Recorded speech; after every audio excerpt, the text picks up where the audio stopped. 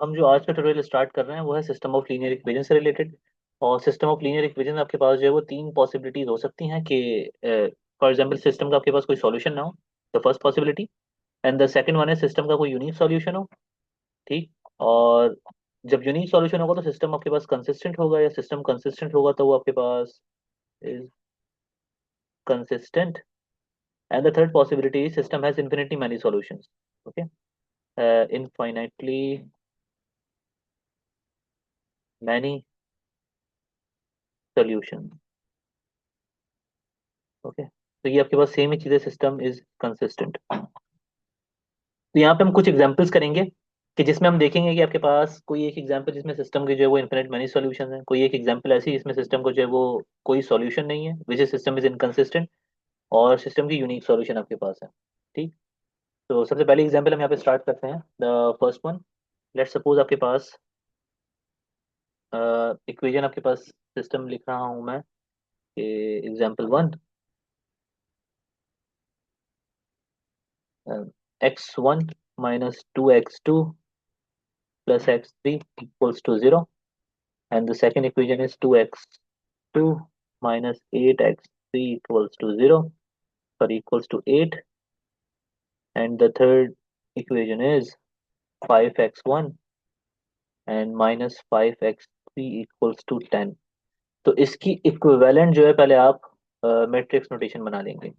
जैसे कि आपके पास सबसे पहले मैट्रिक्स बन जाएगा यूं कि x1 वाले आपके पास पहले रीड करें कोएफिशिएंट्स, कॉलम यहाँ पे बना दें। x1 का कोएफिशिएंट पहली इक्वेशन में 1 है, दूसरी में 0 है, तीसरी इक्वेशन में आपके पास 5 है। सेकंड आपके पास जो x2 के कॉलम है वो आपके पास आ जाएगा -2, 2 एंड यहाँ पे 0।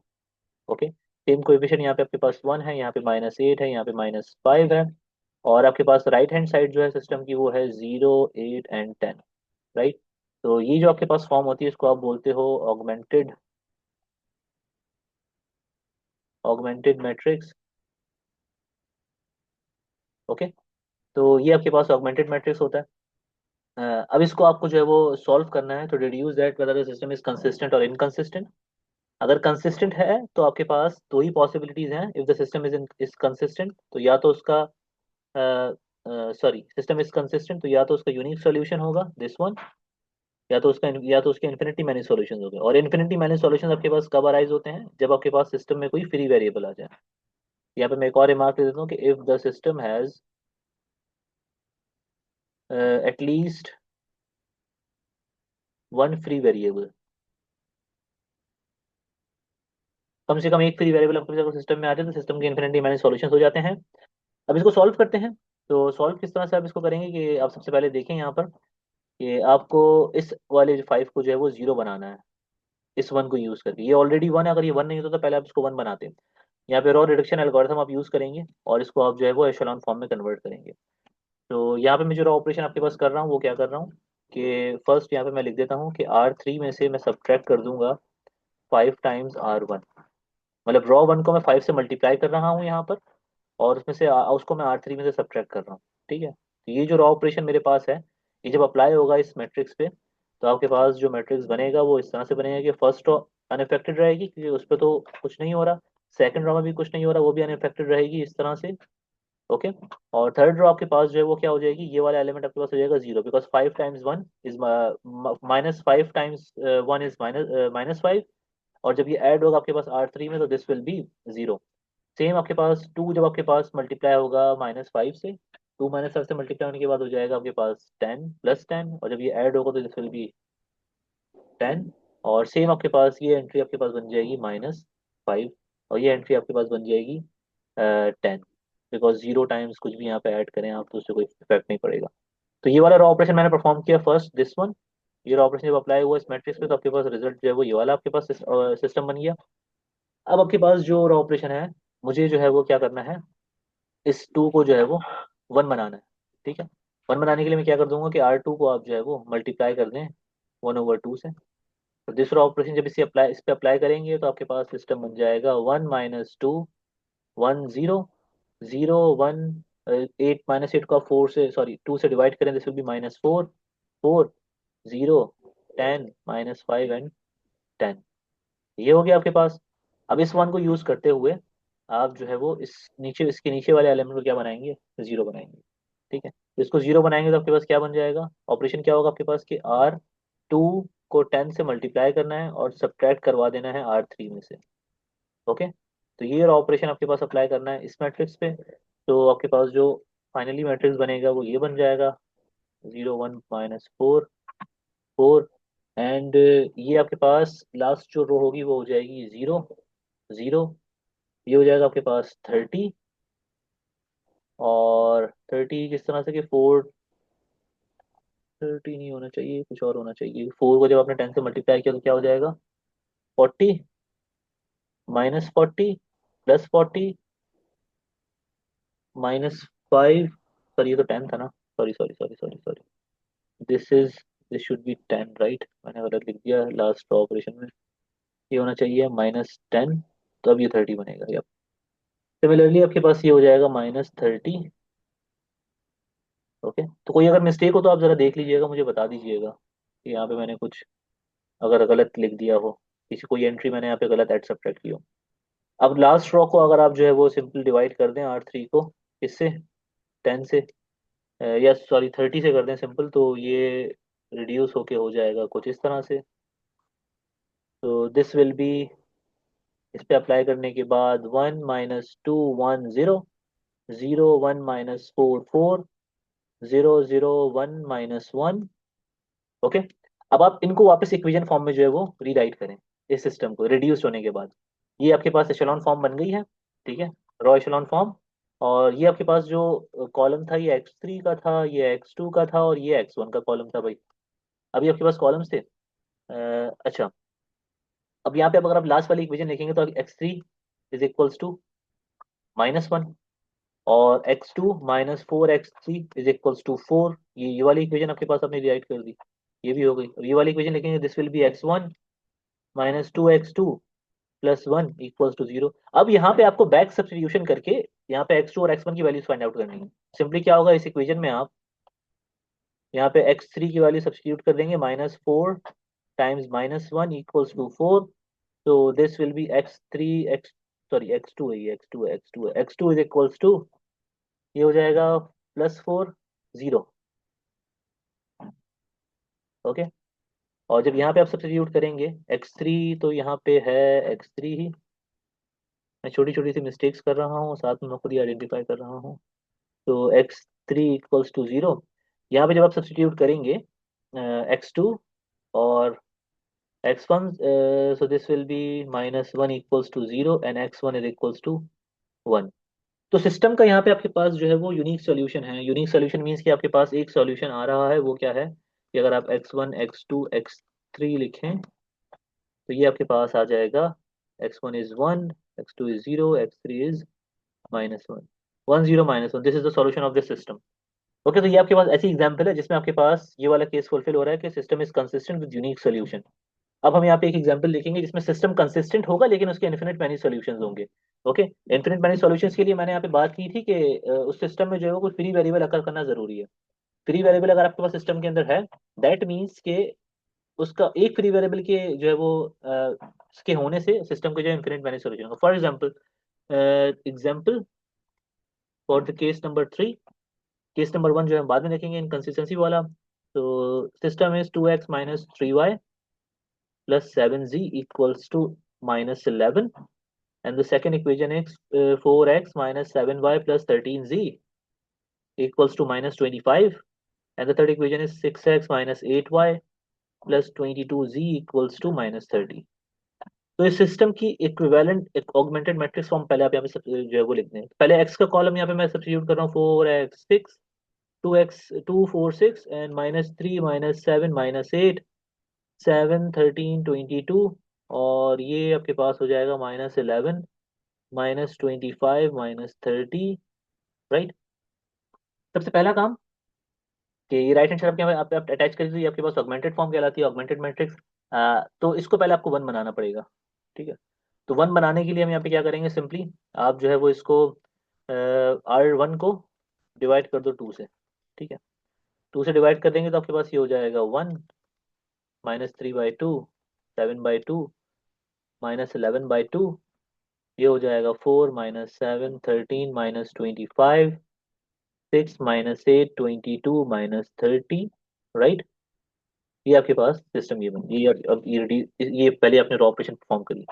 सेम अब इस वन को यूज करके आपको इसको भी किल करना है जीरो, इसको भी आपको जीरो करना है। तो कैसे करेंगे आप? यहाँ पे दो रॉ ऑपरेशन एक साथ परफॉर्म कर रहा हूँ मैं, कि मैं R2 में से सब्ट्रैक्ट कर दूंगा 4 टाइम्स R1, एंड R3 में से सब्ट्रैक्ट मुझे क्या करना है 6 टाइम्स R1, इसको इनको जीरोस बनाने के लिए।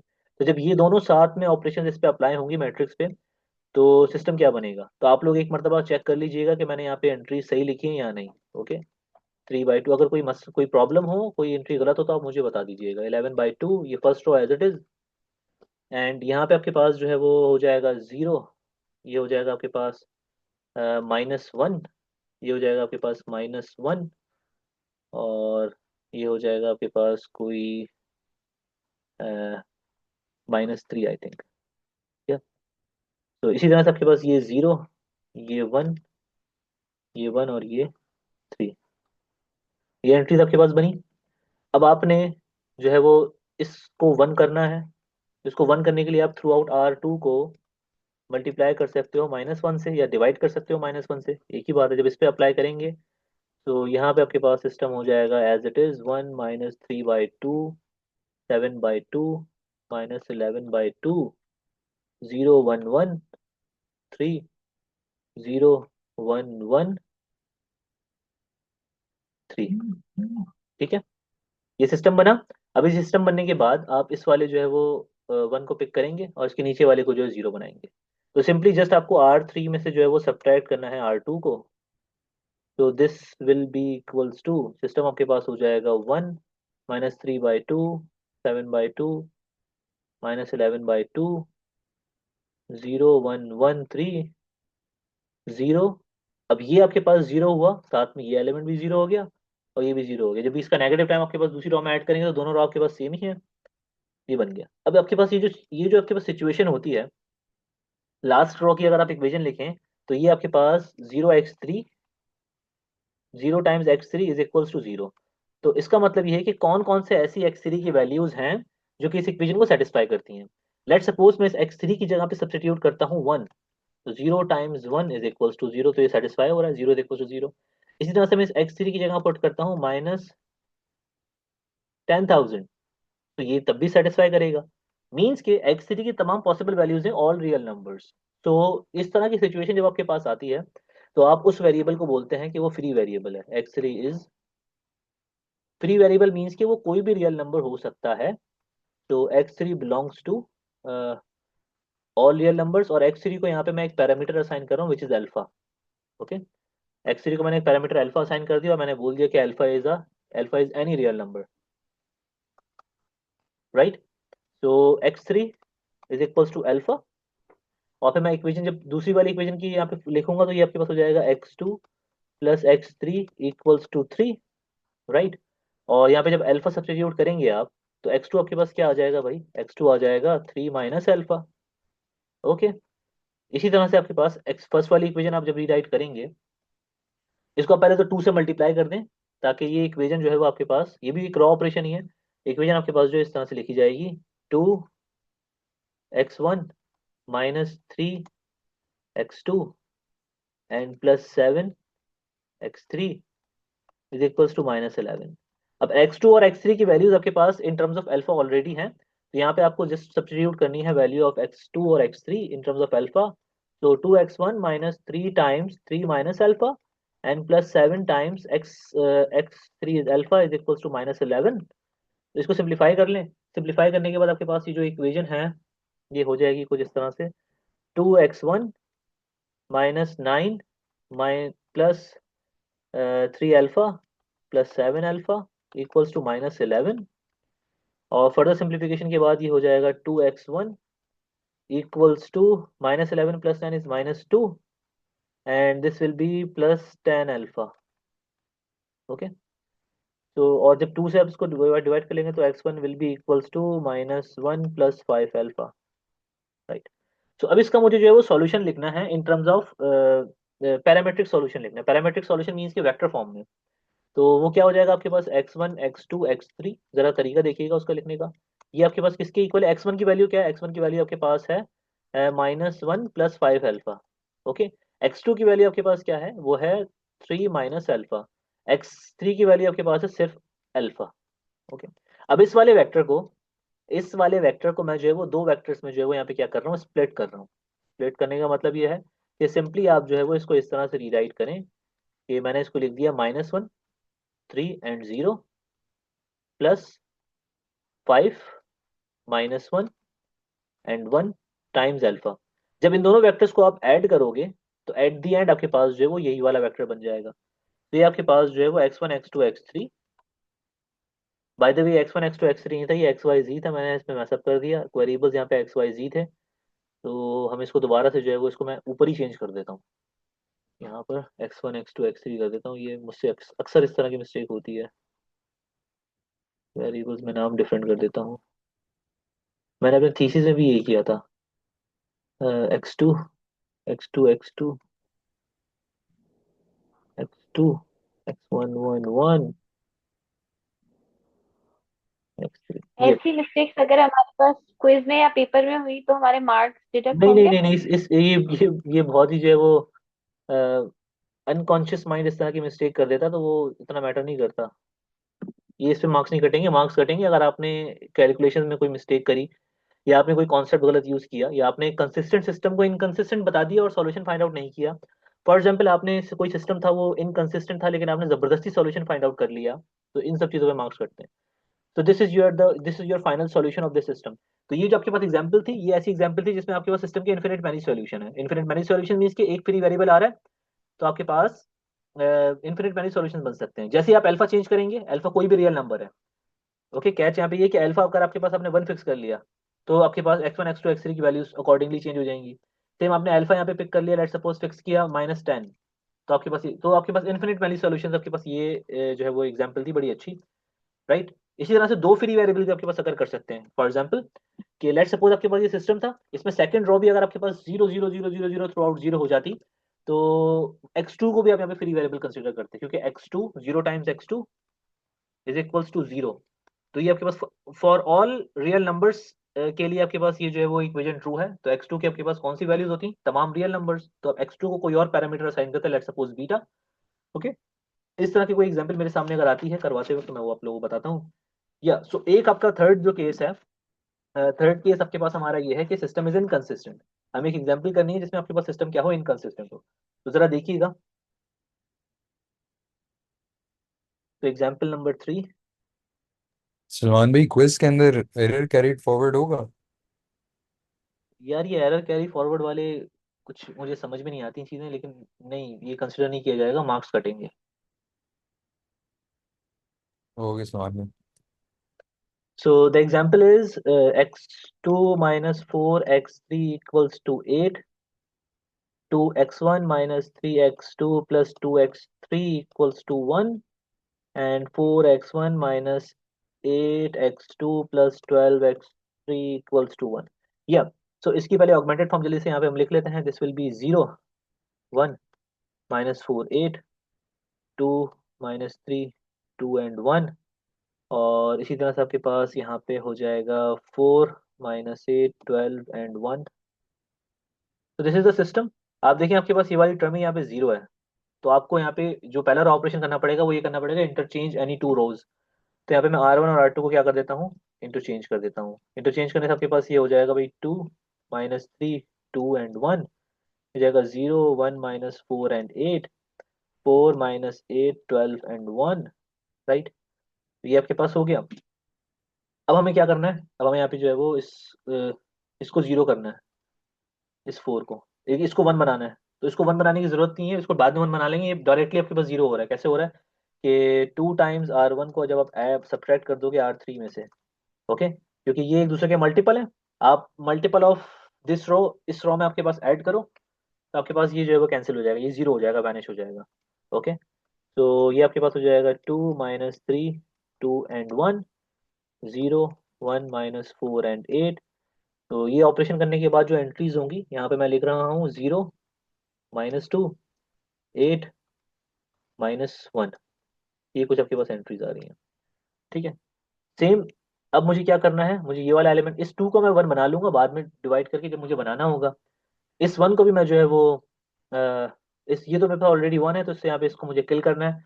तो जो रॉ ऑपरेशन परफॉर्म यहाँ पे मैं कर रहा हूँ वो कर रहा हूँ कि R3 में से आप ऐड करोगे, बेसिकली ये साइन डिफरेंट है, 2 टाइम्स R2। ओके, तो ये रॉ ऑपरेशन आपके पास क्या बताती है कि रॉ 2 को पहले 2 से मल्टीप्लाई करो और फिर इसमें ऐड कर दो सिंपली। तो यहाँ पे आपके पास जो एंट्रीज बनेंगी इसकी वो बन जाएंगी, ये तो आपके पास रॉ 1 एज इट इज रहेगी, ये बन जाएंगी 0 0, and this will be again 0, या 4 2s are 8 and -8 will be, this will be 0, and this is 15, right.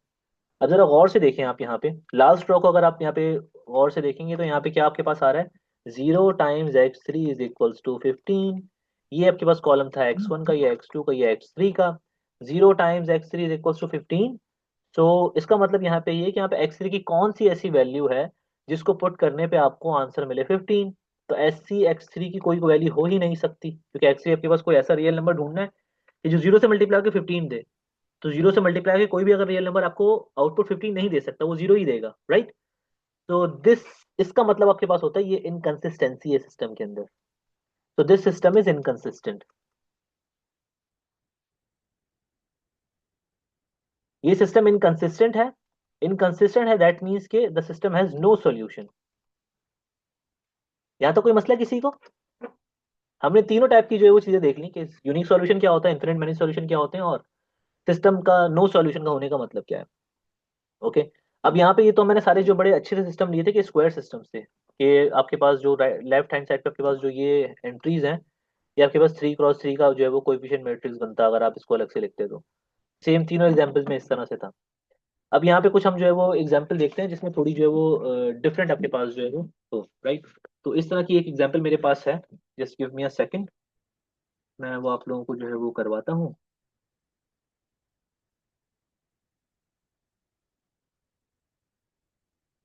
या, तो अगर सिस्टम हमारे पास इस तरह का है, अनदर एग्जांपल, ये डायरेक्ट मैं जो है वो इस तरह से लिख देता हूँ, 1 - 7 0 6 0 0 1 -2 -1 7 -4 2, and this is 5 -3 and 7।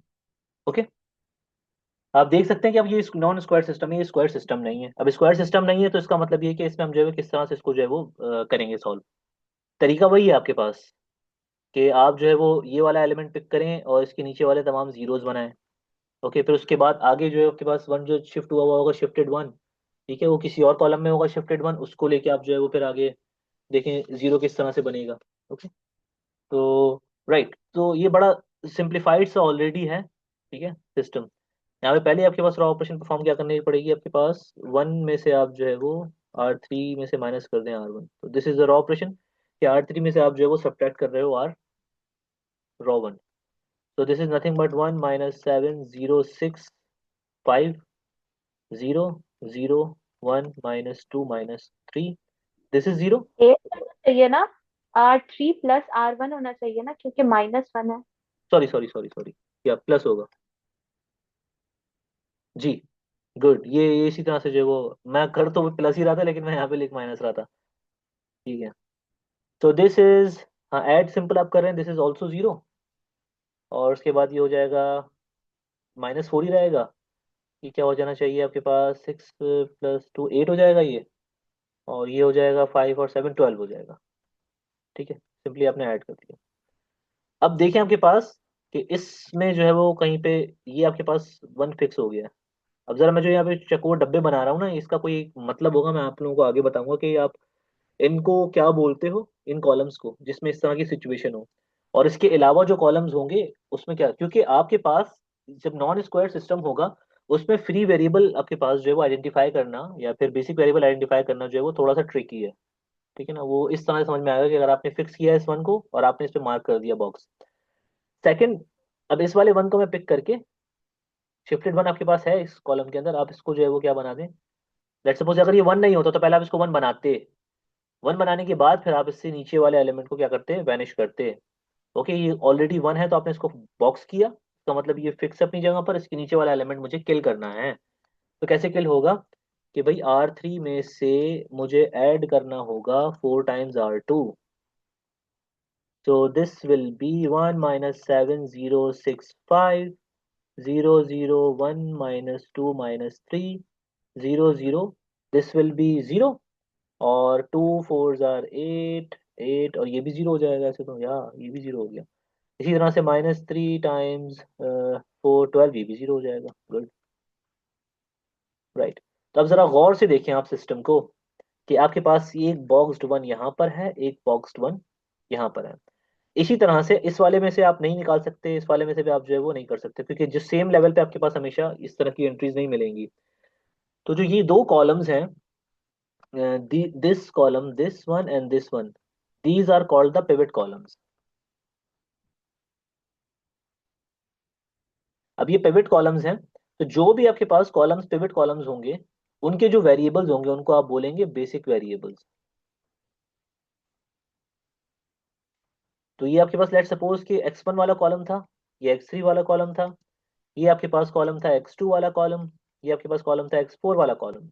तो x1 वाला और x3 वाला जो कॉलम आपके पास है, वो कॉलम आपके पास, उनमें जो वेरिएबल्स हैं basically x1 and x2 are the basic variables. Other than that x2, sorry x1 and x3, यार मैं क्या लिख रहा हूँ ये, x1 and x3 are the basic variables. And जो नॉन पिवट कॉलम्स हैं, नॉन पिवट कॉलम्स कौन से हैं, जो कि पिवट कॉलम्स के अलावा हैं ऑब्वियसली, तो उनमें जो आपके पास वेरिएबल्स होंगे वो आपके पास होंगे फ्री वेरिएबल्स। ओके, सलमान भाई एक दफा आप रिपीट कर देंगे पिवट कॉलम्स की बेसिक निशानी क्या है? जी। पिवट कॉलम की बेसिक निशानी ये है कि आपके पास, आपने लेट सपोज इस जरा गौर से देखें सिस्टम को। स्टार्ट में आपने इस 1 से इसके तमाम नीचे वाले क्या बना दिए, 0 कर दिए। ठीक है, कर दिया आपने 0। तो आपको जो है वो ये वाला 1 आपने फिक्स कर दिया, फिर भाई ये 1 जो है वो मेरा, मैंने इससे तमाम वेरिएबल्स जो है, वेरिएबल्स नीचे वाले वैनिश किए हैं। इसी तरह से आप नेक्स्ट कॉलम के अंदर आए।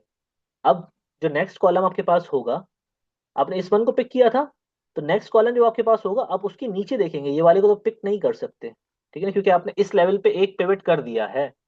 ओके, तरीका क्या है बताने का, बनाने का, मैं ये बता रहा हूँ आपको। आपने इसको मार्क कर लिया, अब देखें इसके नीचे वाले पे, यहाँ पे भी 0 एंट्री है, यहाँ पे भी 0 है। लेट सपोज यहाँ पे 0 नहीं होता, यहाँ पे होता 1, तो इस 1 को आप पिक करते, बॉक्स करते, और इसके नीचे वाले को 0 कर देते। ओके, क्योंकि यहाँ पे था 0, यहाँ पे 0 था, तो हमने क्या किया, हम नेक्स्ट कॉलम के अंदर गए। नेक्स्ट कॉलम में हमने देखा हाँ यहाँ पे 1 मौजूद है, या कोई भी नंबर आपके पास है, 1 नहीं, 2 3 4, कोई नंबर है, उसको आपने 1 बनाने के बाद नीचे वाले उसके एलिमेंट 0 करने हैं। फिर क्या होगा आपके पास, कि उस 1 को आपने फिर बॉक्स कर देना है, वो पिवट बन जाएगा। उसके बाद फिर आपको मूव फॉरवर्ड, नेक्स्ट वाली आपके पास जो है वो कॉलम पे जाना है, लेकिन सेम लेवल वाले एलिमेंट को पिक नहीं कर सकते, आपको उसके नीचे वाला कोई एलिमेंट पिक करना है। तो नीचे आपके पास यहाँ पे क्या था, 0, तो 0 को पिक नहीं करना, कुछ और नंबर को पिक करना होता है, तो ये आपके पास पिवट नहीं बन सकता। तो सिर्फ दो ही कॉलम, पिवट कॉलम्स हो सकते हैं, column number 1 and column number 3। Okay, तो जो पिवट कॉलम्स और हैं उनके जो वेरिएबल्स होंगे वो बेसिक वेरिएबल्स होंगे। अब वो बेसिक वेरिएबल्स हैं, उसके अलावा जो वेरिएबल्स हैं वो फ्री वेरिएबल्स हैं। फ्री वेरिएबल्स आपके पास कौन कौन से हो जाएंगे, x2 एंड x4। ठीक है भाई, अब इस सिस्टम का सोल्यूशन लिखना है। इस सिस्टम का सोल्यूशन आपको लिखना है, तो आपके पास x2 और x4 जो हैं, ये तो आपके पास फ्री वेरिएबल्स हैं। दैट मीन्स कि ये कोई भी आपके पास दो रियल नंबर्स हो जाएंगे, x2 is alpha and x4 is beta, where alpha and beta are the real numbers. मैंने इनको रियल नंबर्स का नाम दे दिया है, रियल नंबर साइन कर दिया। रब, तो अब आपके पास बचा क्या है यहाँ पे, कि आप इसके बाद जो है वो क्या करोगे, सिस्टम को रीराइट, सिस्टम की जो है वो इक्वेशन, पैरामीट्रिक सॉल्यूशन लिखोगे, इसको इक्वेशन फॉर्म वाले जो है वो रिलीज करोगे। तो आप जरा गौर से देखें कि x1 की जो है आपके पास इक्वेशन अगर आप लिखें, क्योंकि x2 और x4 के अलावा जो वेरिएबल बचे हैं वो x1 और x3 हैं, तो x1 की अगर आप यहाँ पे इक्वेशन लिखें तो this will be minus x1 minus 7x2 and mine plus 6x3 equals to 5। ये इक्वेशन बनेगी, क्योंकि इसके अपने कोएफिशिएंट सारे स्ट्रेट कर दिए। यहाँ पे x3 तो था नहीं इन्वॉल्व, सॉरी x3 तो मैंने लिख दिया, x3 x4 आएगा। 6x4 इक्वल्स टू 5, और x3 की अगर आप इक्वेशन लिखेंगे तो x3 is basically x3 minus 2x4 equals to -3। Okay. और x2 यहाँ पे आप बीच में लगाते हैं कि x2 आपके पास क्या है, अल्फा है, और x4 आपके पास क्या है, x4 बीटा है। अब अल्फा और बीटा, x1 और x3 को आप इन टर्म्स ऑफ अल्फा और बीटा रीराइट करेंगे, ठीक है ना, क्योंकि अल्फा x3 भी आपके पास in terms of alpha beta लिखा जा सकता है, और x1 भी आपके पास इन टर्म्स ऑफ अल्फा और बीटा लिखा जा सकता है। तो इसको आप दोबारा रीराइट करेंगे तो x1 की इक्वेशन में क्या आ जाएगा आपके पास, x2 की जगह अल्फा पुट कर दें। ओके। तो -7 times alpha plus 6 times x4 is beta equals to 5। x2 आपके पास क्या हो जाएगा, अल्फा। x3 आपके पास जो है वो क्या हो जाएगा, -2 times x4 is basically equals to beta equals to -3, and x4 तो आपके पास खुद बीटा है ही। अब इनको जो है वो आप फर्दर सिंप्लीफाई करें। अब आप इसको जब लिखेंगे x1 को, तो x1 आपके पास क्या आ जाएगा, equal to 7 alpha plus 6 beta plus 5। Okay. और x2 इज अल्फा। x3 आपके पास क्या आ जाएगा, -+2 टाइम्स बीटा -3, और x4 इज बीटा। अब इनका मुझे पैरामेट्रिक सॉल्यूशन लिखना है, तो किस तरह से लिखेंगे भाई, वो इस तरह से लिखेंगे भाई, x1 x2 x3 x4, this is equals to, x1 आपके पास किसके इक्वल है, 7 alpha plus 6 beta plus 5। Salman, ji. यहाँ पे 7 अल्फा -6 बीटा होना चाहिए ना। हाँ, x1 माइनस होना चाहिए, 7 माइनस होना चाहिए। -6 बीटा। जी, -6 बीटा होना चाहिए। कर दी बेइज्जती आपने मेरी, मिल गया सुकून आपको। सो सॉरी, आप ही ने तो कहा था, क्या कोई मिस्टेक हो तो फिर बता मजाक दीजिएगा। कर रहा हूँ, वही मजाक कर रहा हूँ। -6 बीटा, और ये क्या हो जाएगा, अल्फा। अल्फा कहाँ से, हाँ x2 तो अल्फा है। x3 आपके पास हो जाएगा 2 बीटा -3, और ये हो जाएगा बीटा। अब इस वेक्टर को आप जो है वो दो वेक्टर, तीन वेक्टर्स के अंदर आप स्प्लिट कर सकते हो, कि vector times alpha plus the second vector time beta, and then plus जो कांस्टेंट का आपके पास एक वेक्टर है। तो अल्फा यहाँ पे 7 है, यहाँ पे 1 है, यहाँ पे 0 है, यहाँ पे 0 है, ठीक है। आप देख सकते हैं कि अल्फा के कोएफिशिएंट यहाँ पे क्या है इन सब के अंदर। बीटा के कोएफिशिएंट यहाँ पे क्या है, -6, यहाँ पे 0 है, यहाँ पे 2 है, यहाँ पे 1 है। इसी तरह से आपके पास कांस्टेंट्स, यहाँ पे 5, यहाँ पे कोई कांस्टेंट नहीं, यहाँ पे -3 और यहाँ पे 0। तो this is the final parametric solution. Okay, this is your solution of the system. और इस सिस्टम में आपने देखा कि आपके पास दो फ्री वेरिएबल्स थे, तो मतलब जरूरी नहीं है कि आपके पास सिस्टम में हमेशा सिर्फ एक ही फ्री वेरिएबल हो, दो भी हो सकते हैं, तीन भी हो सकते हैं, चार भी हो सकते हैं, डिपेंड करता है आपके पास कि सिस्टम का आपके पास जो है वो डायमेंशन क्या है। जैसे कि आपके पास देख सकते हैं, आपके पास ये जो सिस्टम था, इसमें जो कोएफिशिएंट मैट्रिक्स था वो आपके पास 3 × 4 था, ठीक है ना। तो इस तरह से अगर ये लास्ट रो आपके पास यहाँ पे, फॉर एग्जांपल, यहाँ पे जो मसला होता है वो ये होता है कि भाई लास्ट रो आपके पास जो यहाँ पे आ रही है, अगर यहाँ पे इस तरह से होता, तो फिर हम पिवट विवट कुछ कॉलम में देते, डायरेक्ट सिस्टम को डिक्लेयर करते कि ये सिस्टम जो है वो इनकंसिस्टेंट है। अगर ऐसा होता कि यहाँ पे आपके पास तमाम नंबर 0 0 0 0 हैं, और ये वाला नंबर आपके पास लेट सपोज कोई नॉन जीरो रियल नंबर हो जाता, -2 3 4 इस तरह से, कोई भी नॉन जीरो रियल नंबर, तो ये सिस्टम इनकंसिस्टेंट हो जाता। तो इस चीज को खास तौर पे देखना है हर सिस्टम को रिड्यूस करते हुए, ठीक है ना। जब ये नॉन स्क्वायर सिस्टम आप लोग कर रहे होते हैं तो उसमें इस तरह की चीजें अकर होती हैं, ठीक। या तो सलमान, जी। यहाँ पे हमने नीचे, ऊपर ऊपर, वो जो भी आपने सोल्यूशन लिखा है ना, हाँ, नीचे बिल्कुल वहां से, हम इसको यहाँ पे अल्फा के साथ जो कॉलम है और बीटा के साथ कॉलम है, उसको तो छोड़ दो। जो हमारे पास थर्ड कॉलम है जिसमें से कांस्टेंट्स हैं, हम इस कॉलम को क्या कहेंगे, कौन सा सोल्यूशन है, ट्रिवियल, नॉन ट्रिवियल? नहीं नहीं नहीं, ट्रिवियल सॉल्यूशन का मतलब ये होता है कि ओनली सॉल्यूशन इज 0 0 0, ओके। ठीक है। ये आपके पास ट्रिवियल, ट्रिवियल जो वर्ड है वो बेसिकली आपके पास सिर्फ जीरो सॉल्यूशन के लिए। लेट सपोज कि होमोजेनियस सिस्टम आपके पास अगर है, तो उसका हमेशा आपके पास एक ट्रिवियल सॉल्यूशन होगा ही होगा। नेक्स्ट एग्जांपल मुझे वही वाली करवानी है, आपको अब समझ में आएगी वो। सो अब आपके पास एक यहाँ पे पहले तो एक स्टेटमेंट है। स्टेटमेंट आपके पास क्या है कि द होमोजेनियस सिस्टम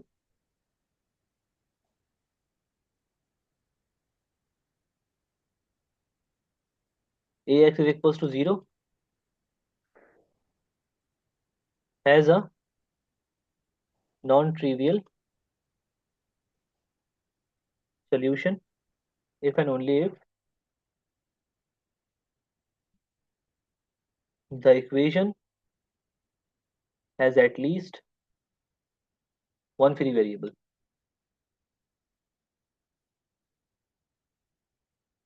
ओके, तो इस स्टेटमेंट को समझने के लिए हमें यहाँ पे एक एग्जाम्पल करनी पड़ेगी। ओके, सो पहले मैं यहाँ पे थोड़ा सा बता दूं कि कोई आपके पास होमोजेनियस सिस्टम होता क्या है कि आपके पास राइट हैंड साइड आपके पास फिक्स हो जाए, लेट्स सपोज 0 0 0। ओके, और यहाँ पे आपके पास कोई भी नंबर आपके पास सिस्टम में लिखे हुए, तो लेट्स सपोज आपके पास कोई इक्वेशन इस तरह से हो, 3x1 plus 5x2 minus 4x3 equals to 0, and minus 3x1 minus 2x2 plus 4x3 equals to 0. Similarly, 6x1 plus x2 minus 8x3 equals to 0. Okay, तो इस सिस्टम में अगर आप देखें तो आपके पास एक सॉल्यूशन आपके पास इसका है। कौन सा सॉल्यूशन कि अगर आप x1 x2 और x3 को अगर आप 0 0 0 फिक्स कर दें और यहाँ पे सब्स्टिट्यूट करेंगे तो तीनों इक्वेशन आपके पास सेटिस्फाई हो जाएंगी। तो इस सॉल्यूशन को बोलते हैं this is the trivial solution, कि होमोजीनियस सिस्टम का ऑलवेज कंसिस्टेंट, हमेशा कंसिस्टेंट होता है कोई होमोजेनियस सिस्टम। हमेशा कंसिस्टेंट होने का मतलब ये है कि उसका हमेशा सॉल्यूशन होगा, और हमेशा कौन सा सॉल्यूशन आपके पास उसका होगा, ट्रिवियल सॉल्यूशन आपके पास होगा। ओके, नॉन ट्रिवियल सॉल्यूशन जो है मींस के इसके अलावा 0 0 0 के अलावा कोई आप और सॉल्यूशन आपके पास होमोजेनियस सिस्टम का तब होता है जब सिस्टम में कोई फ्री वेरिएबल आपके पास हो। राइट, तो फ्री वेरिएबल आपको आइडेंटिफाई करना आता है कि किस तरह से किया जाता है। तो यहाँ पे हम एग्जाम्पल जो हमने ये वाली लिखी है हम इसी को सॉल्व करेंगे। ठीक है, जैसे ही टाइम खत्म हो जाएगा इस मीटिंग को हम थोड़ी देर बाद दोबारा से स्टार्ट करेंगे, मतलब फौरन ही स्टार्ट कर देंगे जैसे ही वो स्टार्ट खत्म होगा। ये टाइम अभी 2 मिनट बचे, तो दोबारा दोबारा आप लोग ज्वाइन कर लीजिएगा काइंडली। इसको अगर आप ऑगमेंटेड फॉर्म में लिखें तो ये सिंपली इस तरह से लिखा जाएगा, 3 5 - 4 0 and -3 - 2 4 and 0। Right hand side आपके पास 0 0 0 है इसकी, और ये 6 1 - 8 एंड 0। ओके, अब इसमें आप जो है वो रॉ ऑपरेशन जो है वो परफॉर्म करेंगे। ठीक है ना, रॉ ऑपरेशन परफॉर्म करेंगे, और ये सिस्टम आपके पास जो है वो, ये मैं नहीं कर रहा आप लोगों के लिए, आप खुद कीजिएगा कि आफ्टर रॉ ऑपरेशंस परफॉर्म करने के बाद ये सिस्टम को जिस तरह से हो जाएगा, 3 5 - 4 राइट हैंड साइड 0 0 3 0 0 0 0 एंड 0। ये आपके पास, इसे जी जस्ट ये आपके पास दो रॉ ऑपरेशन आपको करने होंगे शायद, एक इसको जीरो करने के लिए, इसको पहले आपने जीरो किया होगा, दो नहीं, एक दो तीन होंगे, टोटल तीन रॉ ऑपरेशन होंगे आफ्टर, या ज्यादा भी हो सकते हैं, 3 रॉ ऑपरेशन। ओके, मैं फर्स्ट वाला यहाँ पे लिख देता हूँ। तो आप क्या करेंगे, सिंपल ऐड कर देंगे R1 को R2 में, एक ये हो जाएगा। दूसरा, 2 टाइम्स R1 सब्ट्रैक्ट कर देंगे R3 में से, तो ये दोनों जीरो बन जाएंगे आपके पास, और साथ में जो एंट्रीज चेंज हो रही वो हो जाएंगी। फिर आप क्या करेंगे, आप जो है वो इस वाले को पिक करके एलिमेंट को इसके नीचे वाला जीरो बना देंगे, तो ये इस तरह से कुछ सिस्टम ये बन जाएगा। ठीक है, तो तीन ऑपरेशन तो मस्ट यहाँ पे होने ही होने हैं। अब इस सिस्टम को अगर आप गौर से देखें तो लास्ट रो देखें, यहाँ पे 0 टाइम्स x3 = 0, ये फॉलो हो रहा है।